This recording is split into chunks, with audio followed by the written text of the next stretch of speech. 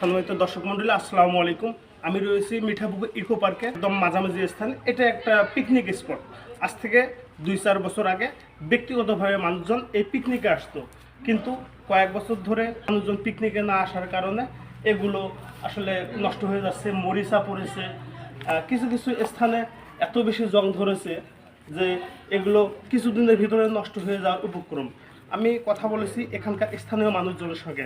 তারা বলেছে যে বছর 2-3 আগে এখানে পিকনিক করার জন্য মানুষজন আসতো, কিন্তু সরকারি পৃষ্ঠপোষকতা বা সরকারি সুযোগ সুবিধা না থাকার কারণে মানুষজন পিকনিক স্পটটার বিমুখ হয়ে যাচ্ছে। আমি এখানকার কর্মকর্তাদের সঙ্গে কথা বলেছি।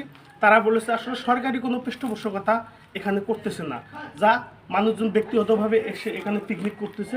সরকারি পৃষ্ঠপোষকতা না থাকার কারণে এই জিনিসগুলো ধীরে ধীরে নষ্ট হয়ে যাচ্ছে। এই অবকাঠামো নির্মাণের সঙ্গে সংশ্লিষ্ট বেশ কিছু মানুষের সঙ্গে কথা বলেছি।